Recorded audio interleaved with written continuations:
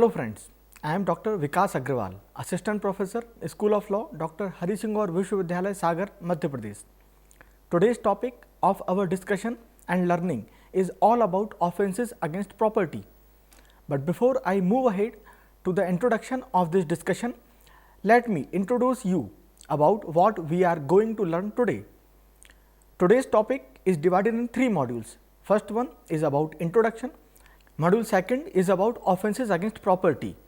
In this module, we will discuss about the offence of theft, extortion, robbery, dacoity, criminal misappropriation of property, criminal breach of trust, cheating, and at the last, criminal trespass.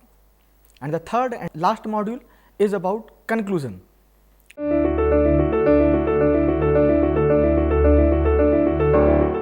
Let's start with the introduction.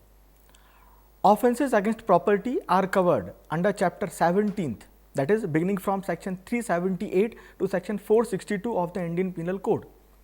This is the longest chapter of the IPC. Offences relating to property are mainly divided into 2 parts, that is movable property and immovable property. Any offence which is committed in regard to any property, whether it is movable or immovable, is punishable under the Indian Penal Code. The basic element common to all these offences is dishonesty. However, the manner in which dishonesty is exercised differs in different cases. In this chapter, we will discuss some important offences against property.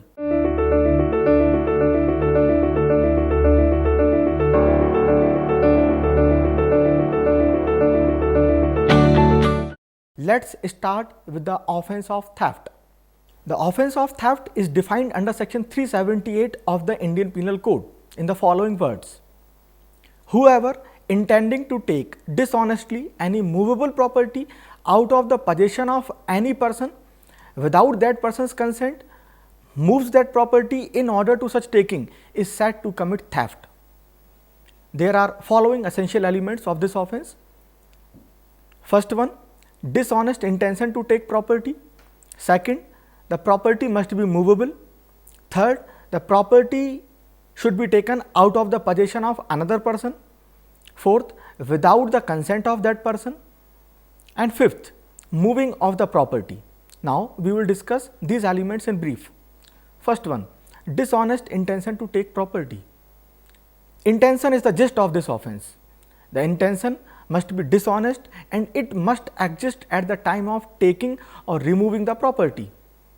The word dishonestly is defined under section 24 of the code in the following words: whoever does anything with the intention of causing wrongful gain to one person or wrongful loss to another person is said to do that thing dishonestly. It is not necessary that the taking must cause wrongful gain to the taker. It would be sufficient if it causes wrongful loss to the owner of the property. There can be no theft without the dishonest intention.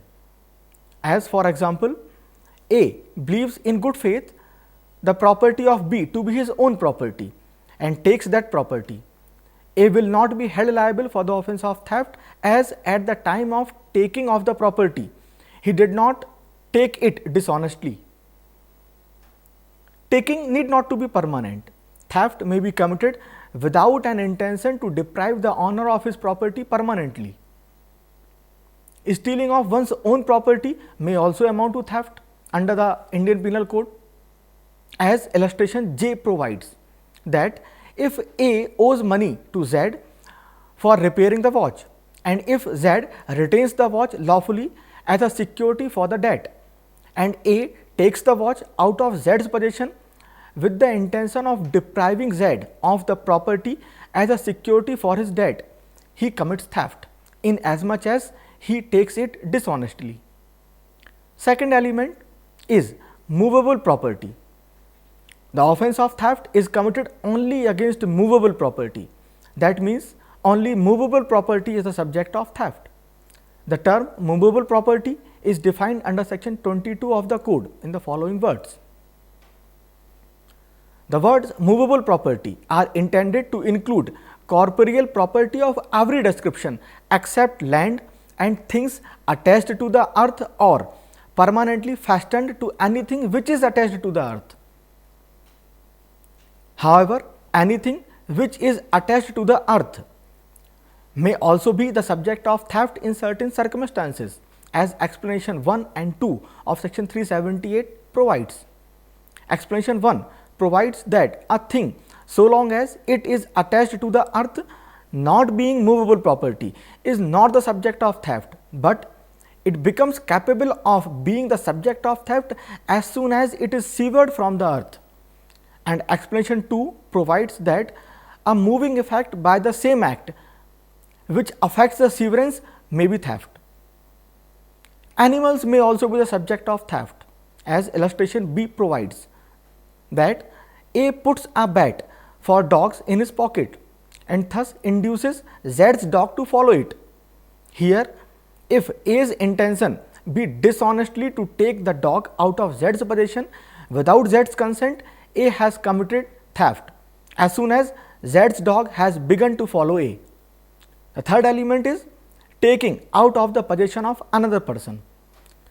The property must be in possession of someone, whether he is the owner of the property or is in possession of it in some other manner.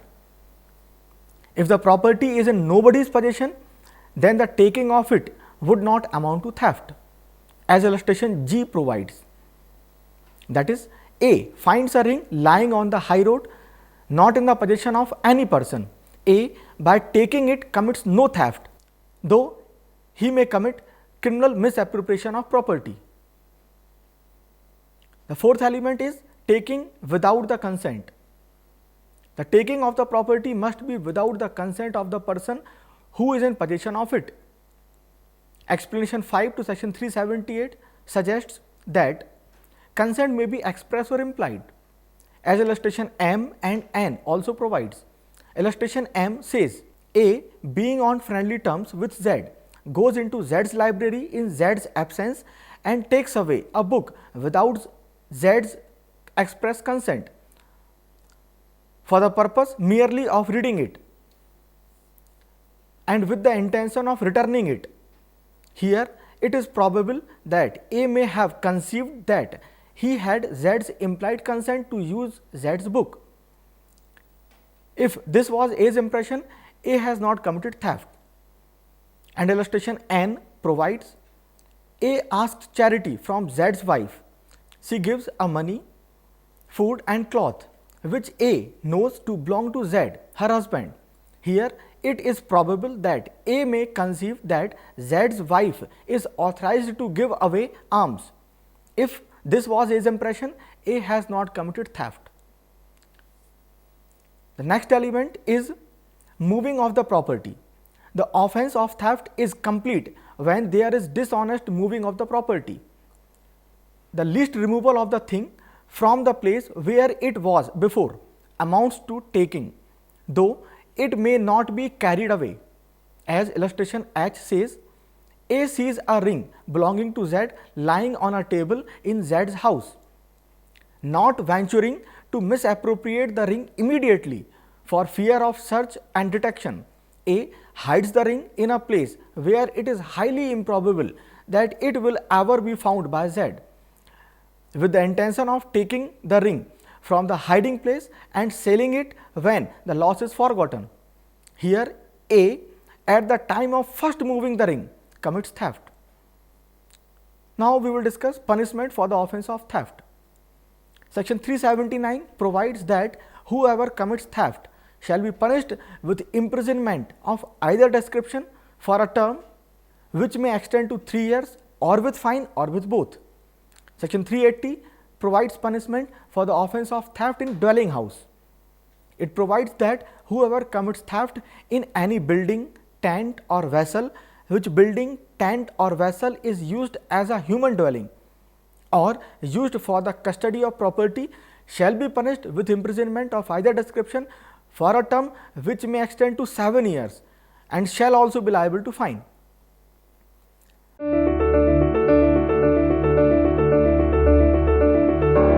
Now, we will discuss the second offense, that is offense of extortion. The offence of extortion is defined under section 383 of the code, which reads as follows: whoever intentionally puts any person in fear of any injury to that person or to any other person, and thereby dishonestly induces the person so put in fear to deliver to any person any property or valuable security or anything signed or sealed which may be converted into valuable security, commits extortion. The following two essentials are required for the completion of this offence. First one, intentionally putting a person in fear of injury to himself or to any other person, and second, dishonestly inducing the person so put in fear to deliver to any person any property or any valuable thing. Now we will discuss these elements in brief. First one, putting any person in fear of injury. One person is put in fear of injury to that person or to any other person. Injury may be of any kind, that is injury to body, property or reputation. Threatening a person to make a criminal charge against him, whether true or false, may also be sufficient for the purpose of offence of extortion. Second element is dishonestly inducing a person so put in fear to deliver to any person any property or valuable security. Actual delivery of the property by the person put in fear is essential to constitute the offence of extortion. Where a person put in fear offers no resistance to carrying off of his property, but does not deliver any of the properties, then it will not amount to the offence of extortion. However, it may amount to the offence of robbery. Another point to be mentioned here is that the property may be delivered to any person. It is not necessary that the threat should be used and the property is delivered to the same person. All the persons who used the threat and who received the property will be held liable for the offence of extortion. In the case of Romesh Chandra Arora versus the state, the accused took a photograph of a naked boy and a girl by compelling them to put off their clothes and extorted money by threatening them to publish it. The accused was held liable for the offence of extortion. Now, come to punishment for the offence of extortion. Section 384 provides that whoever commits extortion shall be punished with imprisonment of either description for a term which may extend to 3 years or with fine or with both. Now, we will discuss some differences between the offence of theft and extortion. The offence of theft is committed without the consent, as the property is moved out of the possession of a person without that person's consent, while in case of extortion the consent is wrongfully obtained, or we can say the extortion is committed by overpowering the will of the owner of the property. Another difference is the theft is committed only against the movable property, while extortion can be committed in relation to any property, whether movable or immovable. Another difference is in theft the property is taken, while in extortion the property is delivered. Another difference is in theft no threat is used, while in extortion threat is used.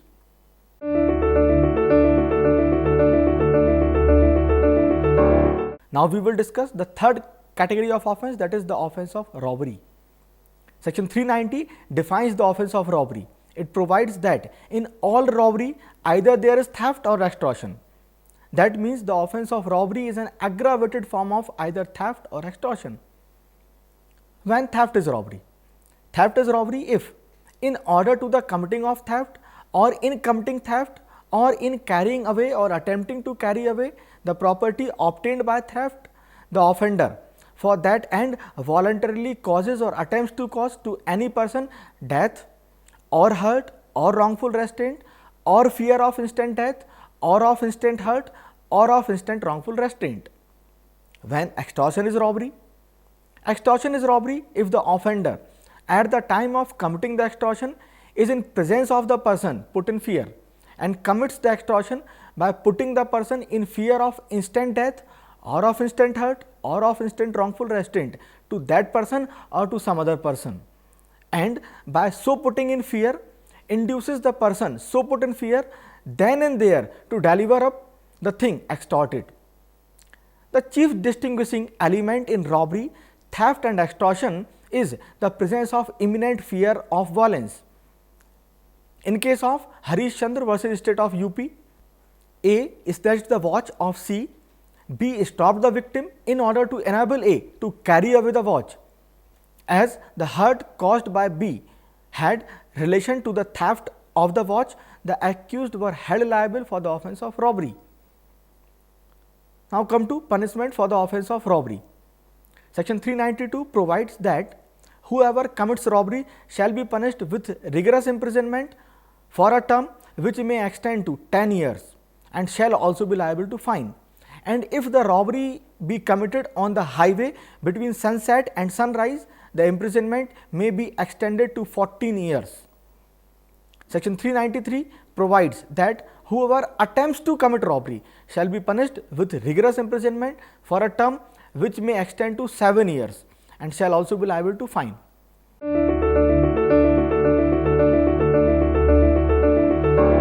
Now, we will discuss the offence of dacoity. The offence of dacoity is defined under section 391 in the following words. When 5 or more persons conjointly commit or attempt to commit a robbery, or where the whole number of persons conjointly committing or attempting to commit a robbery and the persons present and aiding such commission or attempt amounts to 5 or more, every person so committing, attempting or aiding is said to commit dacoity. In order to commit dacoity, the minimum number of persons required is 5. Another requirement of this section is that all those 5 or more persons must act conjointly, that is, with prior planning and with a common intention. There must be a united and concerted action on their part. In counting the number of offenders for the purposes of this section, the whole number of persons conjointly committing or attempting to commit a robbery and persons present and aiding such commission or attempt are taken into consideration. Here we see that the offence of dacoity is an aggravated and graver form of robbery by reason of more number of offenders involved in this offence. If robbery is committed by 5 or more persons, then it becomes dacoity. We can also say that in every dacoity there is robbery, but in every robbery there is no dacoity.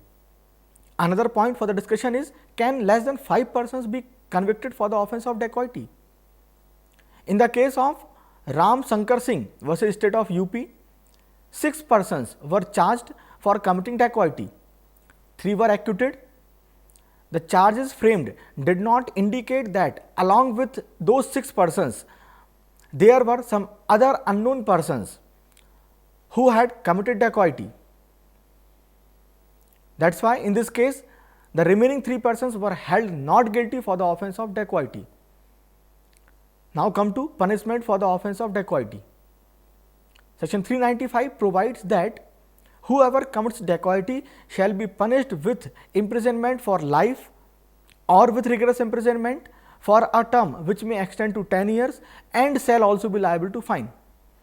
Section 396 provides that if any one of 5 or more persons who are conjointly committing dacoity commits murder in so committing dacoity, every person of those persons shall be punished with death or imprisonment for life or with rigorous imprisonment for a term which may extend to 10 years and shall also be liable to fine.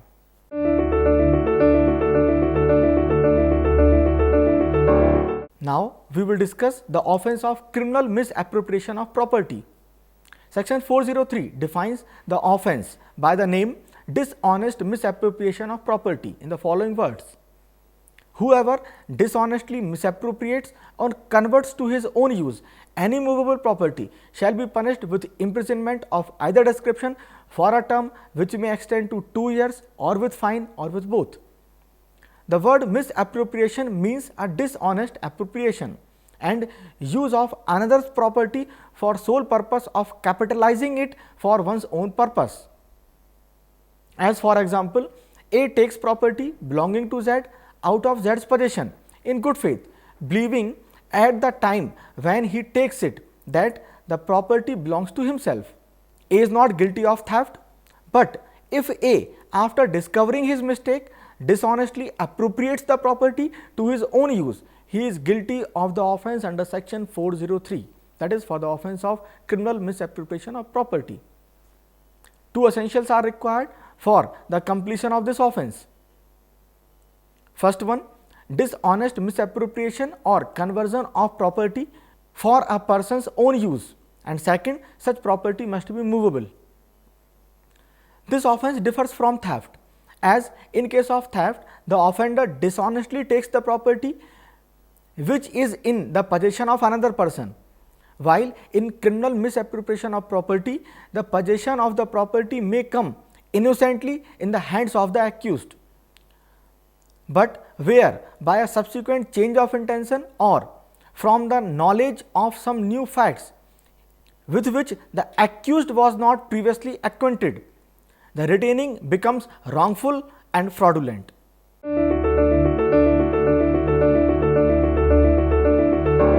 The next category of offence is the offence of criminal breach of trust. Section 405 defines the offence in the following words: whoever, being in any manner entrusted with the property or with any dominion over property, dishonestly misappropriates or converts to his own use that property, or dishonestly uses or disposes of that property in violation of any direction of law prescribing the mode in which such trust is to be discharged, or of any legal contract, express or implied, which he has made touching the discharge of such trust, or willfully suffers any other person so to do, commits criminal breach of trust.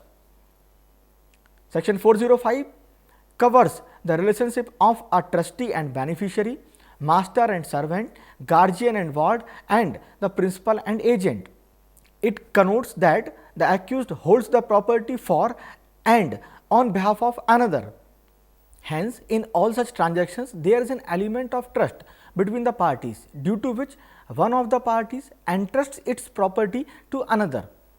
In order to constitute a legal entrustment, a person who is the owner of the property must actually transfer the possession of the property to another person whom he trusts, so as to create a fiduciary relationship between them.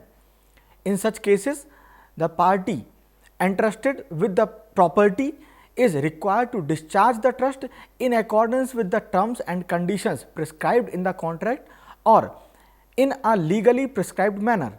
Unless there is a trust between the parties, there cannot be a breach of trust. For the completion of the offence under this section, following essentials are required. First one, there is a relationship of trust between two parties. Second, one party entrusts some property, either movable or immovable, to another party. Third, the party entrusted with the property dishonestly misappropriates or converts to his own use, or dishonestly uses or disposes of that property in a manner contrary to that prescribed by the legal contract under which he was entrusted with such property, or otherwise in any illegal manner. Now we come to the punishment for the offence of criminal breach of trust. Section 406 provides that whoever commits criminal breach of trust shall be punished with imprisonment of either description for a term which may extend to 3 years, or with fine, or with both.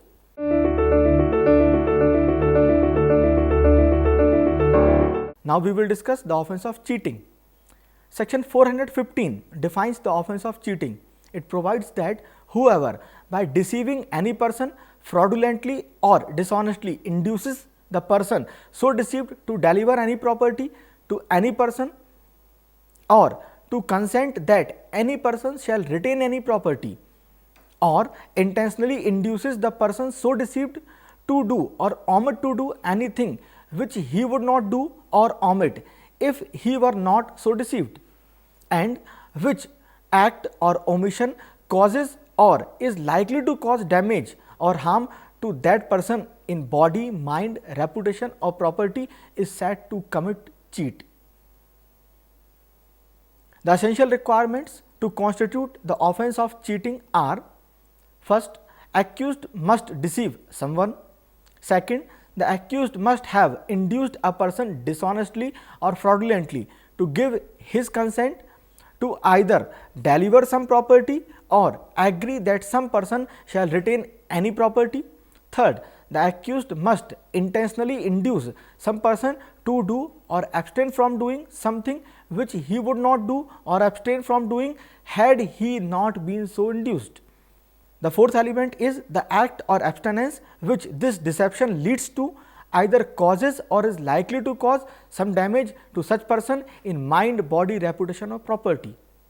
As for example, A by falsely pretending to be in civil service intentionally deceives Z and thus dishonestly induces Z to let him have on credit goods for which he does not mean to pay. A will be held liable for cheating. Now, come to punishment for cheating. Section 417 provides that whoever cheats shall be punished with imprisonment of either description for a term which may extend to 1 year or with fine or with both. Now, we will discuss cheating by personation. Section 416 provides that a person is said to cheat by personation if he cheats by pretending to be some other person, or by knowingly substituting one person for another, or pretending that he or any other person is a person other than he or such other person really is. As for example, A cheats by pretending to be a certain rich banker of the same name. A cheats by personation. Section 419 makes cheating by personation punishable with imprisonment of either description for a term which may extend to 3 years or with fine or with both.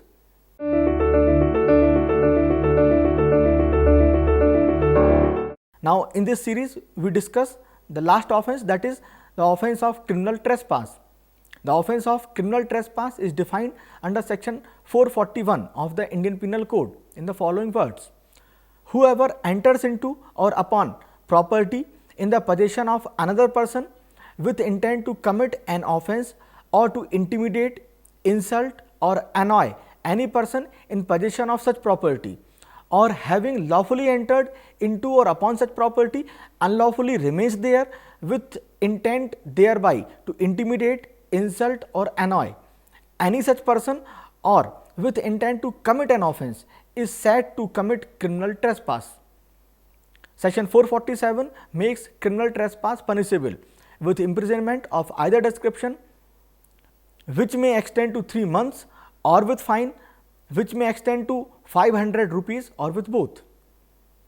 Another kind of criminal trespass is house trespass. Section 442 provides that whoever commits criminal trespass by entering into or remaining in any building, tent or vessel used as a human dwelling, or any building used as a place for worship or as a place for the custody of property is said to commit house trespass. Section 448 makes house trespass punishable with imprisonment of either description which may extend to 1 year or with fine which may extend to 1000 rupees or with both.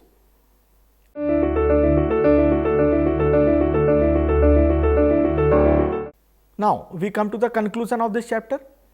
At the last, we can say that Indian Penal Code 1860 is an important legislation. It covers various kinds of offences such as offences against body, offences against property, offences against marriage, etc. Chapter 17th of it deals with offences against property. It defines the various offences against property such as the offence of theft, extortion, robbery, dacoity, misappropriation of property, and it also deals with the offences against immovable property such as the offence of criminal trespass and house trespass. It talks about the essential elements of all these offences which are required to be proved by the prosecution to prove the guilt of the accused, and at the last it also provides the punishment for the commission of these offences. So, students, hope in this lecture you have got a detailed idea about offences against property. If you have missed any of the lectures in this series or modules, you may log on to our website, that is www.cec.nic.in for LORs, frequently asked questions, assignments and many more. I will again meet you in another section with more learning lectures in coming episodes. So, till then keep learning. Thank you.